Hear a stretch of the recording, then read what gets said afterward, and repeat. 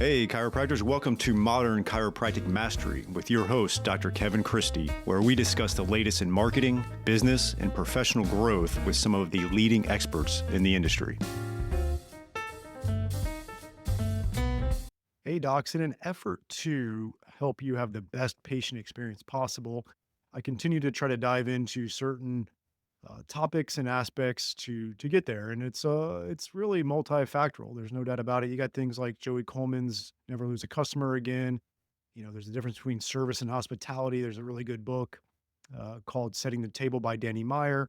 But there's a lot to it. And then today I have an interview with Kathy Weidner, who's done more for the profession for longer than most, and she's from KMC University. Many of you know her from that, and just a wealth of knowledge. In today's topic, we dive into really the revenue cycle of a practice. We dive mostly into in-network insurance practices, but I do believe you'll get a lot out of it if you're a cash practice, or maybe you're thinking about taking some insurances. And we really dive into the different aspects of it and how to make it seamless and build systems around it to where you can get paid and it not be a complete headache. Some of the things you need to put in place to allow for that.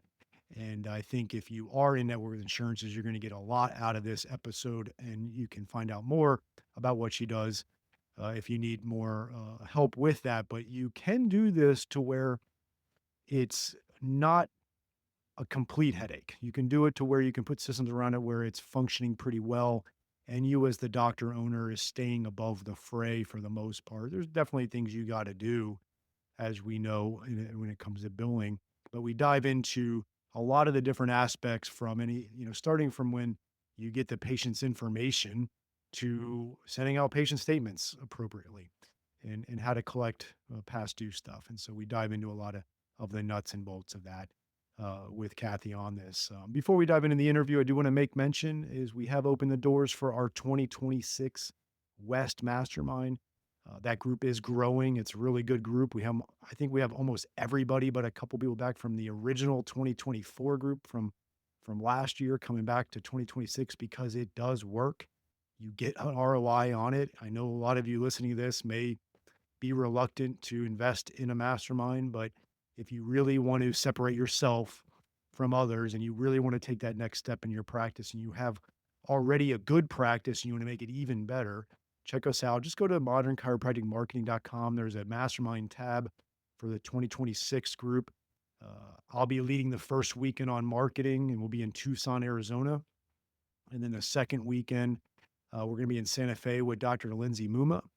The third weekend will be in Sonoma, California with Brandon Steele. And then both East and West groups will be in the Dallas-Fort Worth area and having a big meeting there. So check that out at modernchiropracticmarketing.com. Without further ado, here is my interview with Kathy Weidner. All right, I got Kathy Weidner on the podcast today, and we're going to dive into the nuts and bolts of kind of the revenue cycle and how you need to optimize it. And a lot of practices are in network with some or all insurances, and there's some that are doing a really good job of it and some that are not, and very frustrating. But before we dive into that, Kathy, tell us a little bit about yourself. This is my 42nd year in chiropractic, so that's why my hair's this color. It is a lot of experience from that perspective. Some of my professional work has been in, largely worked at the American Chiropractic Association. I was the person that dealt with the AMA and Medicare and all of that, so I'm grateful. I feel like I really learned that, from the ground up after having been in practices for a number of years, both chiropractic and certainly interdisciplinary practices. The majority of my career was spent in Arizona, and then worked for the largest chiropractic group practice in New York, and then did some chiropractic assistant training around the country for Arlen Four and Activator. So, CAs are always a place very close to my heart. I've owned KMC University now for 16 years, having prior worked at Breakthrough Coaching with Mark Sana, and really wanted to focus in on just reimbursement and compliance. Those are the areas that kind of, give me the zhuzh. And we've got the largest team of certified specialists in the profession here at KMC University. So it's great to work with the team. We're all kind of rowing in the same direction. And I love coming to work every day. Yeah. No, it's been great. You've been doing so much for the profession. I'm in my 20th year, and I remember as a student hearing about the work you were doing and learning from you. Really? So Okay.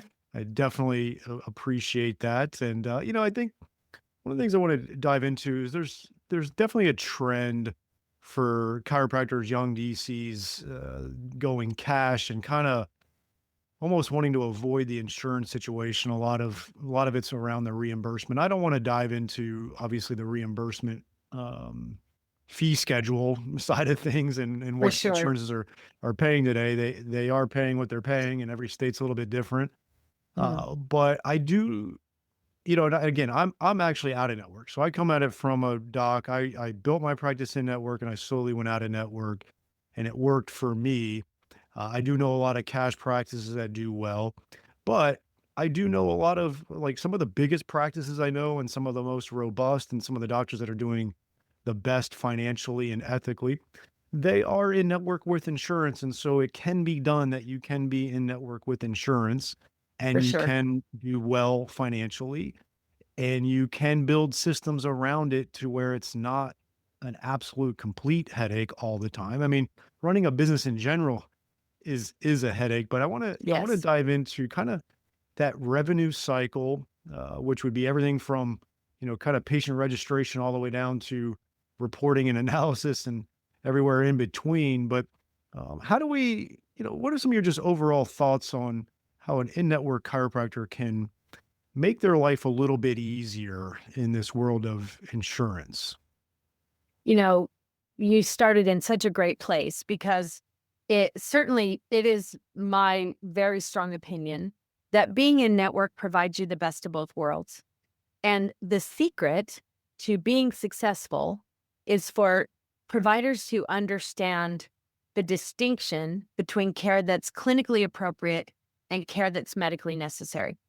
Providers that don't understand what medical review policy is, who don't understand kind of the four-step process I'm sure we'll talk about at the beginning of care.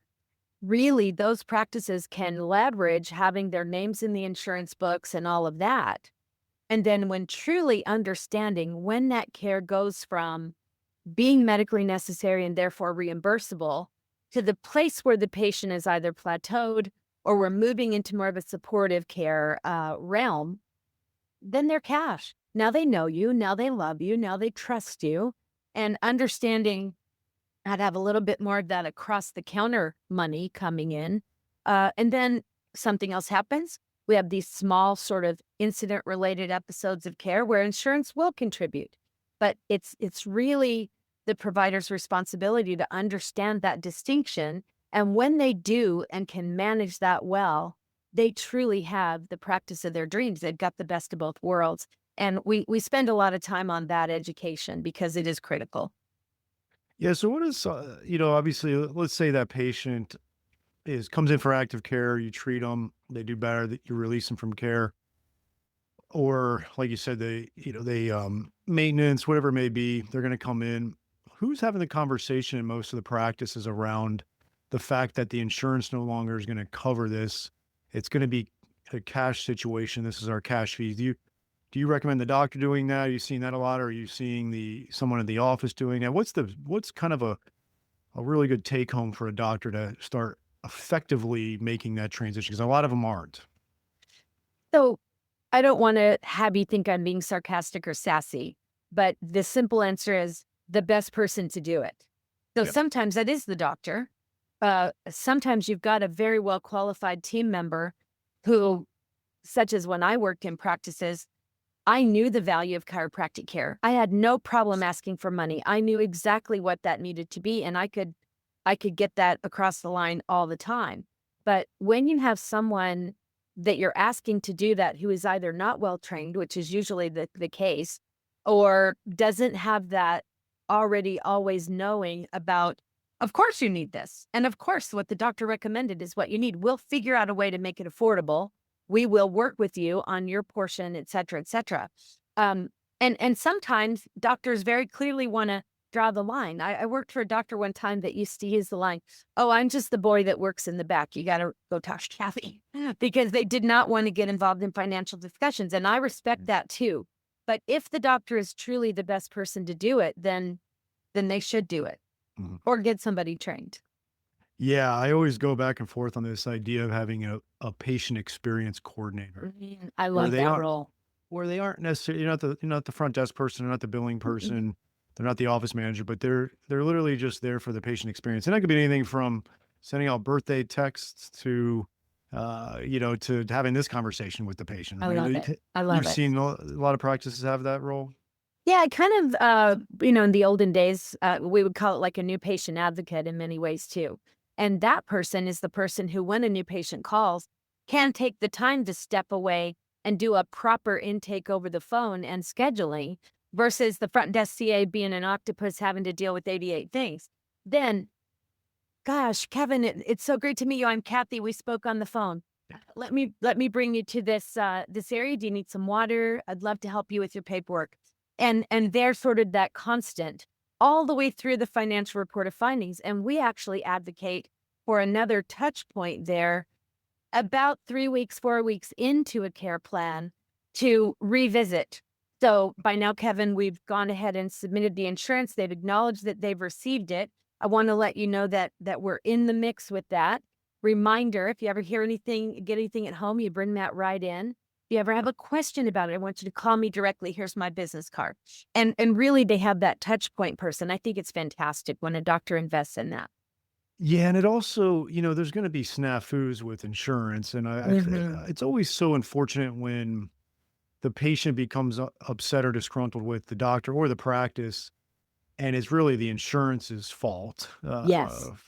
for many reasons. But the patient doesn't know that; they're not fully educated on what insurance companies are doing or realizing, and to have that person to be able to clarify with them and to bridge that gap, I think would reduce a lot of those kind of contentious moments that we all know about, right? Yeah, and even in a smaller practice that can't afford this additional role, having that person who is primarily responsible for taking on that assistance with financial, reporting, um, being that touch point so they know. We get crazy things all the time. The insurance might send you something weird. Never worry about that. We have agreed to help you with that. Bring it right in. We'll definitely help you. There's times when they have to call, but I'm going to sit them in my office and have them call from there so I know what's being said. That's pretty cool. And it's just kind of the laws of scale. Like you mentioned, if you're a small practice, yeah, maybe you don't have a delineated person that's front desk and an office manager and a billing person Mhm. and a patient experience. Maybe you have one person.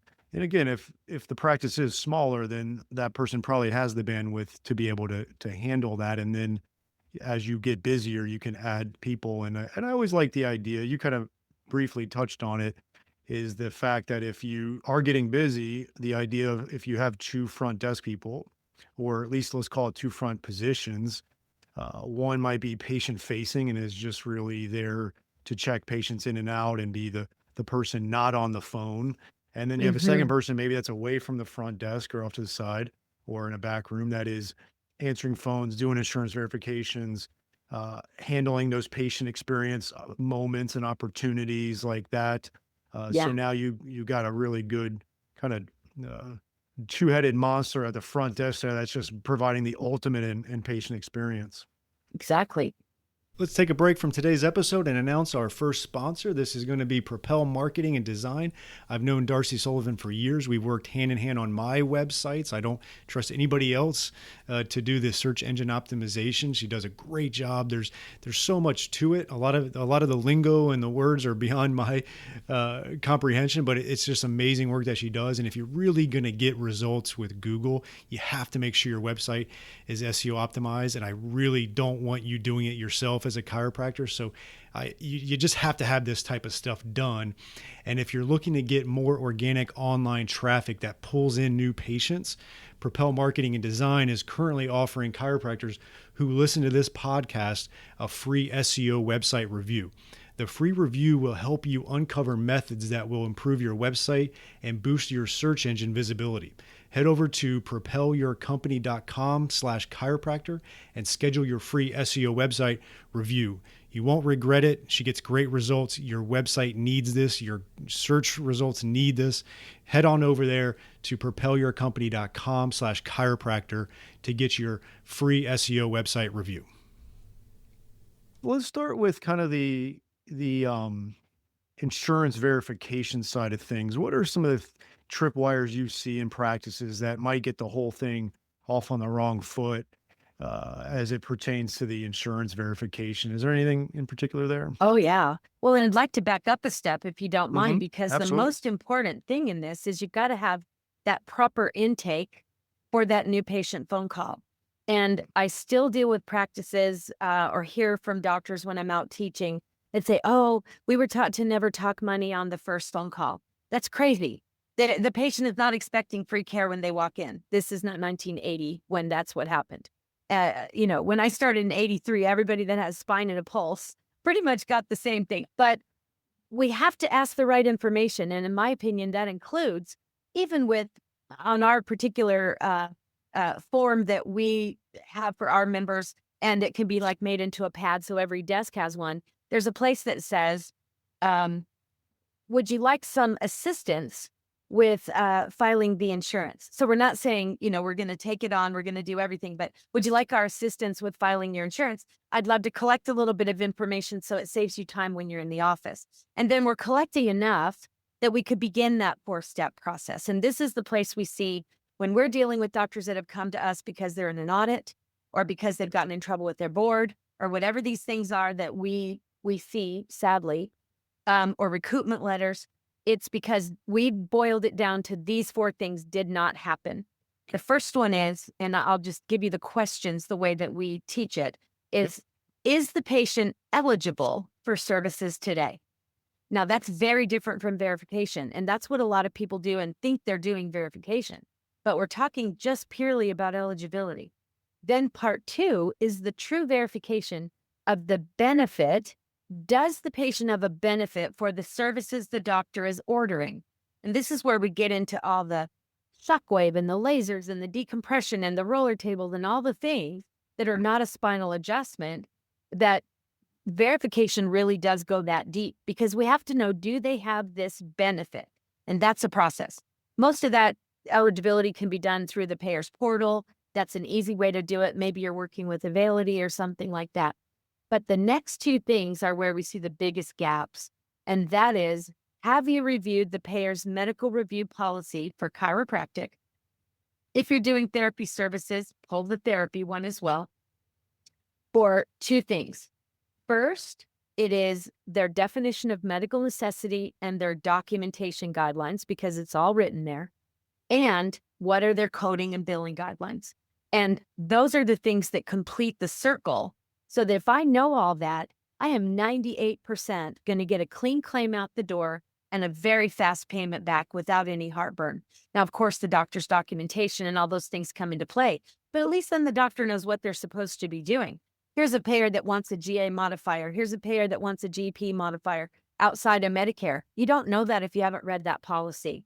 And so, of course, say it's Aetna, you're not going to have to go look that up new on every Aetna patient, but you do need billing insurance is not pressing a button. These are all the things the practice needs to know. Our experiences do those 4 things. That verification takes place. We know what's experimental, unproven, investigational. More importantly, is there a special form the payer asked me to have the patient sign when they're receiving those so that the patient can be charged cash for that? Yep. Like all of those pieces are like they need to be done right up front. Yeah, and there's obviously a lot of other things too. I'm in the state of Florida, and we got hit with ASH, American Specialty Health, from Blue Cross and Absolutely. Cigna. And so, you might run into things where they only get 5 visits a year or something like that. Pre-authorization. Yeah, yeah. And then, where do you recommend? I mean, does the person put that in in the EHR system? How do they really coordinate that to make sure the doctor knows, like, okay, if you only get 5 visits a year and it's February, and we got a treatment plan of 10 visits, who's doing it again? Is it the best person, like you said before, Yeah. best person available? So, I'll veer for just a second because, I coached and did practice management for many years, which is not what I consider we still do in our coaching when we work one-on-one, because it's a little more directed and precise. But I like the model that is what would be a new patient log or a list of new patients and returning patients over Mhm. whatever the period is. I'm in my weekly team meeting, and there's a portion of that team meeting in which we look at every patient who is new this week or returning with a new condition, is had their first reevaluation, or is ready for discharge. And it's a quick review. Somebody, a patient advocate or somebody can manage that. And in that portion of discussing the new, that's where we talk about, and of course it needs to be in the EHR system as well, Yeah. because if you've got 5 visits, that limit needs to be put there. But the provider needs to know this. Now, there could be other ways the provider knows this up front, but at least that once a week, we're looking through these people and nobody's going to slip through the cracks. And then we can actually look at that log and go back and go, what happened to Sally? Where's she been? And it's an opportunity, but gosh, you got to be doing a decent weekly team meeting. We're not there to talk baloney. We're there to get stuff done, to train and to communicate. And I think that's a real advantage on these kinds of things. Other doctors might just want, an end of day sheet of some kind that says, these were new, here's the information, and they have that information. But as I like to say, when a doctor puts their eyeballs on something, they're now responsible for it. Yeah. So I want to make sure that they understand that. And they're not going to recommend 5 visits, of course. We leave that back to that advocate who's going to say, great news, your insurance is going to cover these visits. And then they're going to expect you to cover these costs. Let's take a short break for one of our great sponsors, TrackStat. It is a new type of software plugin for your EHR that combines patient communication, marketing, automation, and statistics with patient and employee tracking. Built by chiropractors for chiropractors, it shows your team what to focus on each day. See patient visit habits, missing information, unpaid bills, insurance collection visit average, and more. Great visibility of data so you can focus on filling your office with your best patients. When you can see what your staff and patients are doing or not doing and take action accordingly, your profits naturally grow. Take TrackStat for a test drive in your office with our free trial. Not a techie, no problem, we can help. To get started on your free trial, visit trackstat.org and watch the demo. That is trackstat.org. One of the things that we do um, is a pre-shift huddle. So if we have, 2 shifts in a day, maybe, right? Like a Monday morning, a I Monday love it. afternoon, we'll do that and we'll cover those things. And I think that'd be a good place to do that because ultimately you need to leverage software, but I think you also need Mhm. to leverage your humans in there and your team and really have good systems around it to make this seamless. Agreed. And uh, same goes for in those pre-shift huddles. I'm sure you do this, where the people who get brought to that are also those having a report of findings today. And we make sure we have everything ready and we're ready to go on that shift. I mean, I know that seems like an old fashioned thing, but I am shocked when I see that providers don't do that anymore. Yeah, it's really good. And then have the one of your team members prepare, if you got 20 patients on that afternoon and have the ones earmarked for report of findings and have that person prepared to tell you, okay, Yes. this reactivated patient already used the 5 visits they have, and so it's going to be a Yes. cash patient, right? Like those types of things. Well, and hey, I see that Kevin's coming in at 2:30 today, and I'm the insurance person. I've been trying to reach him. We need XYZ. Please do not put him in a room until you call me forward to talk to him. Like making sure that not just the note in the computer, but we've said, and the minute we see Kevin's eyeballs come in, they call me and I'm able to go and sit down and get what I need. No, it makes sense. So, all Yeah. right, now we'll move on to kind of where the doctor's role might be here, and that's the charge capture. I guess whether we're talking about documentation or Yes. obviously coding. um, I'm assuming you do a lot of training around that one thing alone, right? Oh, we definitely do. Documentation and coding itself is the area that I would say 80% of the audits come because of, maybe 20% because of illegal discounts and things like that. But Mm. 80% at least is going to happen from that side of the world. And we're a profession very different from all the others where we expect our doctors to know this and to code it correctly. And one of the things that I feel very strongly about is that there's a second set of eyes, either in an end of day process or a pre-billing scrub, that whoever is responsible for that has a checklist and process to go through and look at all that, because you guys are busy. You know, there could be poor communication. I've been on on-site visits before where I watched things happening that I couldn't believe. Like, Mhm. why are we putting all this on the doctor? That's crazy. And when we do have these things in place, I think that it's important for that back and forth communication. Hey, just so we know, you've ordered Graston. Graston is experimental and proven investigational, and the patient is going to be responsible for that, doc. No problem. But I've read your treatment plan. I want to be sure you knew that. And, obviously you're staying out of the patient's wallet. You're okay with that because Mm. I'm going to make sure it's covered. And then from there, it's just the process of making sure that what was ordered, that we're not billing for areas of the spine with a 98941 that happen to not be included in the, anything in the history or anything in the subjective. Those are the cleanup things that we see the most often. Yeah, and this is where I recommend, and I'm sure you do, is where the doctor gets really clear on that too, because obviously a common one, you kind of mentioned it, where you might have a cervical and a thoracic diagnosis code, but then you bill a 3 to 4 region manipulation. That's Yes. not going to fly. And I guess that would be No. also where you mentioned end of day having someone review things where maybe Yeah. they can check that. I mean, I guess some other things off the top of my head, they could check like the GA and the GP if modifiers or any of the Yes. modifiers. Uh, Date of first treatment, if they happen to have been a returning patient that wasn't updated. But it's mhm, it's important to know, and we really teach this concept, I think, differently than a lot of others do.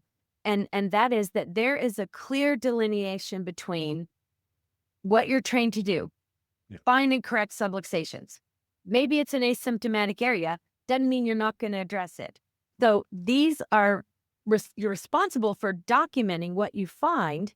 But just because I found something in the low back that's asymptomatic, I have no positive, any findings other than the subluxation itself or segmental dysfunction. And third, I have no functional deficit in that area. I still want to correct that because it could have a balance of what's happening up further up in the spine. But they have to be delineated not only in the objective sort portion of the SOAP note, but even in the P portion of what I did. And we like to call them secondary, ancillary, or compensatory areas addressed. And of got course, you better have just a lumbar diagnosis there, a simple segmental dysfunction or something. But that delineates the difference between when I'm looking at what you did and I'm looking at what you coded. Oh, I can see that's very distinctly, yeah. separated. Now nobody's going to question that. That makes sense. And so, I definitely recommend chiropractors if you're not feeling so great about that, really learn that. And it doesn't have to be too challenging and it becomes second No. nature at a certain point, but that's where a lot of the issues are going to be happening with the the claim submissions because the charge Yeah. was wrong there, and then you're going to get potential denials. I'm going to skip kind of payment posting and things like that. That's Sure. something that obviously is important, but the denial management I think is what overwhelms a lot of chiropractors in the sense of it's frustrating. Sometimes it's their fault. Sometimes it's not their fault. Like it's just a lot. It's Mhm. almost like being a private investigator. Oh, yeah. What are some of your strategies around denial management? Well, I will step back because when we go, like, what fits in that list earlier than that is the billing itself. So Mhm. good software is going to have a claim scrub in it. Okay. They're programmed for a lot of this kind of thing. Hey, Yeah. you have 2 diagnosis codes and you're billing 3 areas. It'll alert before it ever goes out, which is awesome. Then you've got a second set of eyes. And with AI coming into a lot of that, it's even, going to be more interesting, certainly as we go. Then we get the claim through. And really, it is at the payment posting spot that we find the breakdown with denial management because you have 4 categories of mail that comes in. You have what goes to the doctor, the golf magazine, the electric bill. You have checks and then electronic remittances that have to be posted. But then you have those items that are going to require a posting that are zeros. Yeah. And then you're going to have items that require calls or actions to be taken. And those mix into that true follow-up process that should be in place in the office. Because now I may not have a lot of time. We talked about people doing multiple jobs. If I'm not a full-time billing person, I have to delegate time throughout the day for me to be able to go to those things requiring a reactive follow-up or a reactive phone call to be able to manage that. And our experience is that the providers that have the biggest trouble with some of that have an untrained person. Yeah. We threw Sally in there. We expected her to know. She said she's worked around this field for 10 years. She knows squat diddly do is the truth. She knows the old way that her old doctor did it, which was already wrong. So um, I'm certainly not just saying this for my benefit. There is no reason and there is no correction for not having a well-trained person. Yeah. That we just did our client answer call just an hour ago, and these people are our members. They have access to the largest training compendium in the profession, and they still have the most basic questions. And you need somebody that you can go, I know I'm going to get a certified specialist answer. It's not a Facebook billing group that God knows who's giving you the answer to. And that's where a lot of doctors and staff will go to find free answers. And unfortunately, it's just really sad to watch because they get the wrong information. Yeah, and at this point, I think maybe a lot of chiropractors are thinking to themselves like, here's the fundamental problem. Reimbursement is so low, and it sounds like I need so many people to help do Yeah. this. There's not enough margin in doing it. But um, I think one of the things they got to consider, and you kind of touched on a little bit before, is the fact that you're still going to have a lot of cash paying patients and cash Yes. services that aren't covered, even like your adjustment in certain scenarios, and you need to be charging a very fair and good amount for those services. And then there's those add-on services that aren't covered by insurances, such as shockwave and Mm. laser and dry needling and Yes. certain other things out there. And I'm seeing a lot of really good practices that are in network with insurances that are patient centered, and their number one goal is patient outcomes. They are adding add-on services to one, get better results for certain conditions they struggle with otherwise. And two is it does help you kind of escape that commoditization that insurances are putting you in. That's right. And ultimately, the office visit average is going up. Like, okay, yeah, you may be only getting $50 from the insurance visits, but you're getting they're buying a shockwave package, and now your office visit average is $84.50. You can make a good Yeah. business out of that. Let's take a short break from today's episode to tell you about the best decision I've made in my clinic in the last 10 years, and that has been adding shockwave therapy to our clinic. The outcomes have been really impressive. Certain conditions we were struggling with in the past, we're now seeing results with the shockwave therapy for that. And second of all, the ROI has been really good. When you make a big investment in something, you want to see a return, and we're seeing that return in clinical outcomes and in our investment, and that's been really nice to see. I chose Keenest Medical for 4 reasons. One is the technology is top notch. You have to have great technology. There's a lot out there that isn't quite up to snuff. The second thing is they have a really good clinical training. They have an exclusive partnership with Academy of Shockwave Excellence so that you can become clinically proficient in shockwave.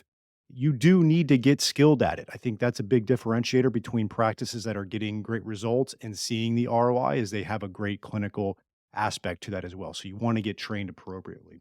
Third is they have in-house service team for all of your technical support, which is key when you're investing in a machine like this. And then lastly, they have a very in-depth marketing and business support for you so that you can launch this into your practice effectively, that you can get that ROI on it, that you can get the clinical outcomes. And they also have really good financing options if you need that. So go to kinasmedical.com, KINAS medical.com, mention MCM podcast and receive a free shockwave in practice book with a purchase of a unit. So that's kinasmedical.com, KINAS medical.com, and mention MCM podcast. What are some of the things you're seeing now, like with doctors putting in really good systems to be able to handle the flow of insurance patients coming in, and then when appropriate, add-on services, differentiating to and successfully navigating that? I fall back on just old thinking here that I think still applies today. And that is that the doctor's responsibility is to order all the care that the patient needs, whatever it is, whether it's clinically appropriate, medically necessary for the benefit of the outcomes, as you mentioned. And then it is up to the secondary piece of that process to make that affordable. And I agree. I like an office visit average to be even higher, but that collected visit average is the number that really is the rubber meeting the road. Yep. And it used to be that depending on the location and depending on some of that, you know, doctors were happy with like a good $65 average. I think that's 75 or $80 now, very reasonably, combining everything together. Now, of course, if you've gotten yourself into one of these plans that has a capitated amount, no matter what you do, Yeah. it's going to be no matter what you do for those main services, but you can still step outside into those excluded services with the proper advance notice. And I'll tell you something else. Some of our most successful members have a lot of Medicare because Medicare patients quite often do have the revenue to be able to pay for these things, and they want good care. They Mhm. want the extra rehab and the training and the things that they can do in the office, and everything else, certainly in Part B. Part C is another story, but everything else really is the patient's responsibility. And again, if the doctor will order what the patient needs, let's make some affordable payment plans. Let's use a discount medical plan to offer discounts on for those partially insured people and make the revenue fit for your practice. That's what I see being the most successful. Yeah, I think if you start to layer on, like you mentioned, some of the discount medical plans, I had Chrissy Hudson on, and she talked about that, and that can help navigate it. Obviously, Oh, there's yeah. great softwares out there that help you track it, whether it's Cash Yes. Practice System that I can love that one. really, yeah, it can really just make things very simple and lay out for the patient. Sometimes patients don't have a money problem, they have a cash flow problem, and so having a software that maybe does a payment plan over 3 or 4 Yes. months, that they can get the care in the 3 weeks they need it and pay it over time. Like, just certain things you can Yeah. reduce those friction points. It's the American way. We all make payments on everything, right? Yes. And Yes. and I think doctors are often short-sighted when they don't consider that your credit card's on file. You're going to pay 250 a month until this balance is zero. Now you have the odd, hiccup where somebody's card expires and they say up yours, I'm not going to give you a new card. You get that weird stuff. Yeah. But quite frankly, it is 99% the other way. And the patient gets the care they need, they're happy, they're referring, and they've made this fit into their family budget. I see no reason not to do a payment plan. People that say, no, people have to pay $80 a visit and I need to see them 3 days a week. I'm like, Mhm. who are these people that can afford that? I'm sorry. That is not realistic. It might be if you live in Beverly Hills or other places like that, but it's just maybe Boca. I don't know. Yeah. Yeah, But it's it's not, pretty good here, pretty good here. yeah, Actually, I it's not normal.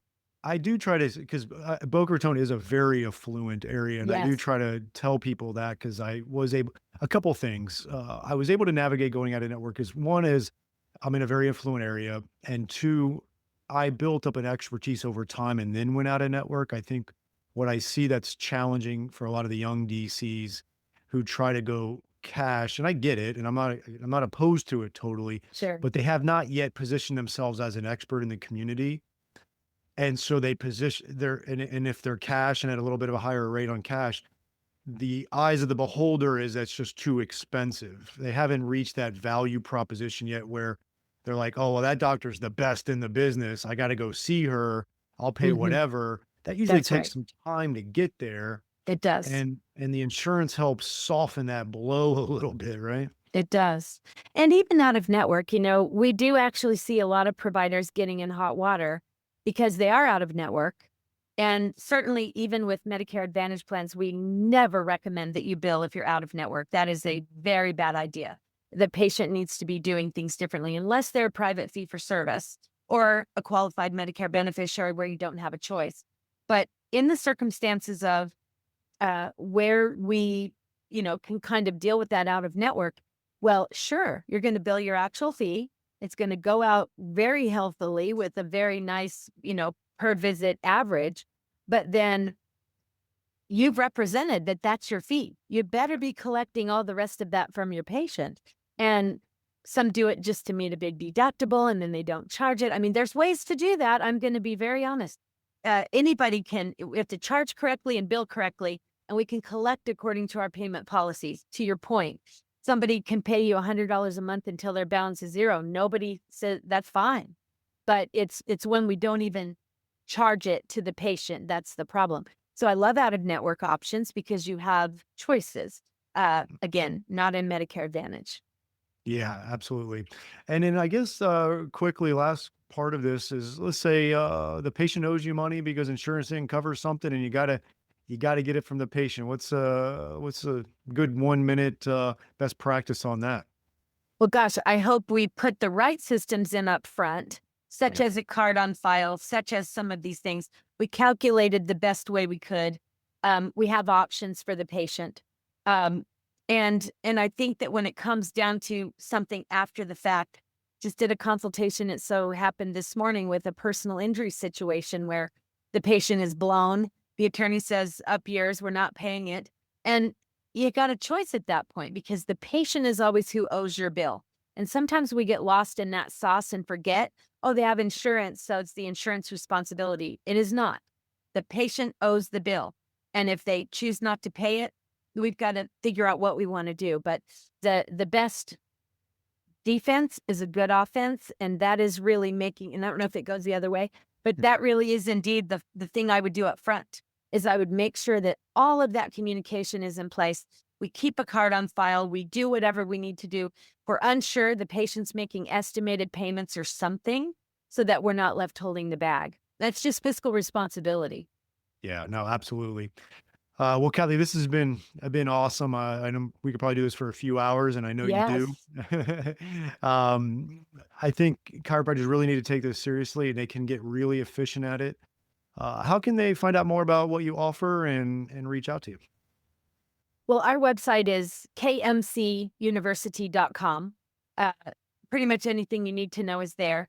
What I would tell you is that we operate based on a proven process. And that is that it's a 5-step process where it's discover, recommend, train, implement, and sustain. That's kind of the maintenance for, we treat doctors like they're our patient, honestly. Mhm. And it doesn't make sense for us to make a recommendation for something if we haven't looked first. So we have providers that will just have us review a single chart Yeah. and be able to give that feedback or review their code usage or their billing practices, whatever that is. And then if membership makes sense, great. If a quick fix makes sense, we offer all of that. We do have the largest training compendium anywhere. It's why the colleges use us for their students. And it's up to date, and we are 300 years experience in chiropractic. So we're very proud of that. And we would, a discovery assessment is never, ever a charge. We're happy to talk about anything and then help point a doctor in the right direction or a team member. And we love to train CAs. Love it. And then for our audience listening to this, if you find yourself, just struggling with the process, I know many chiropractors that are doing it right, and Kathy does as well. And so you can get better at this, and I highly recommend it. It'll make your life a whole lot better and more profitable. And happier. I mean, who wants to go to work and struggle, right? Nobody does. Absolutely. Well, thanks again, Kathy. I really appreciate it. It's my pleasure. Thanks for having me. I hope you enjoyed this week's episode. And if you want to make the shift from busy, broke, and broken to time-free and cash confident, or you just want to continue with the exponential growth, check us out at modernchiropracticmarketing.com. Look at the MCM Mastery tab, watch the short video on there, and check out what we are doing now for evidence-informed chiropractors.